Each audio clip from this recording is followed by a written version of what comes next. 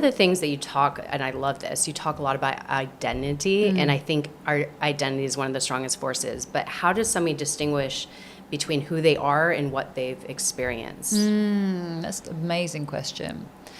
Again, I sort of feel like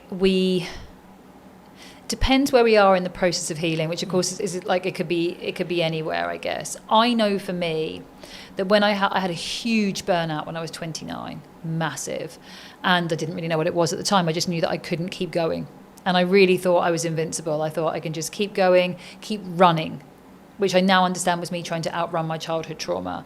My way of doing that, here was the way my brain was working clearly, although it was unconscious at the time. Home is unsafe. You are unsafe at home, parents, from violence. Cannot ever go home. Now you have left and you're working. Work must be so successful. There is no backup plan. Have to make money, have to make money, have to make money. So all I was doing was trying to make myself as financially secure as quickly as possible so that I never had to go back to this horrible environment.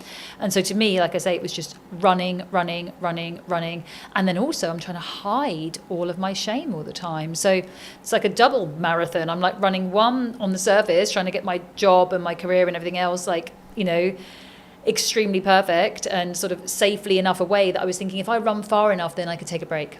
Then I could breathe. It'd be safe enough for me to look back over my shoulder and go, you did it. You're out of harm's way, babe. But I didn't do that. And then underneath this other marathon is sort of my deep shame that's like, and hide me, you better hide me if anyone sees you. Imagine what they're going to think of you. So I'm doing these kind of two, almost like, you know, pat your head and touch your belly thing, like the completely different movements at the same time, and all the while trying to be perfect. And this is before Me Too in London, working in construction and property and kind of being I refer to it as being a corporate courtesan, where you had to also look a certain way and be a certain way and be, you know, charming and clever and pretty and funny and apologize, no, I'm so sorry, and all of these kind of things. So I would say that none of that was my identity. That was me out desperately trying in a kind way. It wasn't me being Machiavelli again. I wasn't trying to be fake, but I didn't think any part of me would be okay. I didn't think I was okay. I thought I was bad.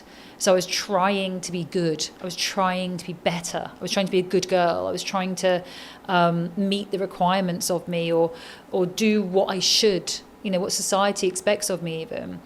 And that wasn't me either, but I didn't have another framework. I was trying my best. Right. And so it wasn't until I was floored by burnout that it went, this can't carry on, basically.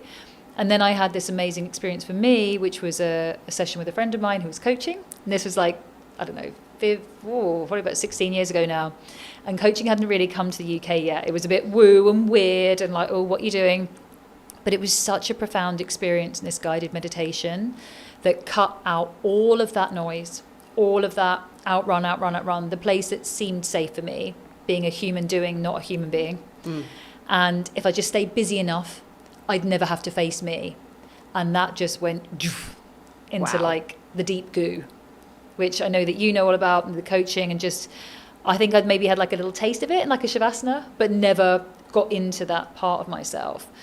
And then when I'd had a taste of it, that was it. That was like, I need to understand now what this is, how I can access more of me. So I found my identity there. And it's quite amazing because so many things, and you'll know, like, doesn't have to make sense, but so many things in that meditation, that guided visualization, have come true that I couldn't possibly have known. I always had a daughter, but I wasn't married. Like, it was like in this vision, and it was just incredible. So I would say for me, until you're ready to stop running, until you're able to be happy alone with yourself, until you're certain that you're being a human being and able to be present rather than a human doing, because there's always something to do. Right.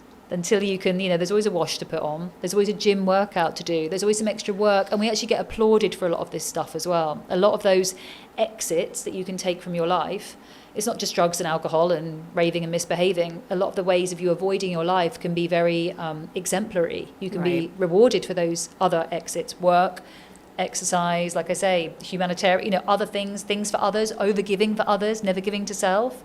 We can be like rewarded and applauded for those. But one of my biggest posts that blew up was that you can still burn out doing what you love.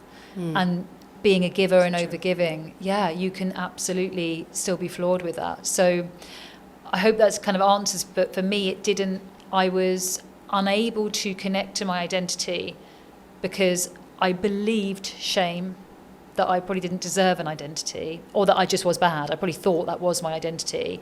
And so I thought I had to hide that and mask it and do anything possible to try and outrun it or just stay ahead of perfect. If I can just be in this race of perfection, just one length ahead of perfection, then it's okay, everything's okay, everyone's okay, my friends are still my friends, my work is still my work, then I'll be okay, And of course you're not.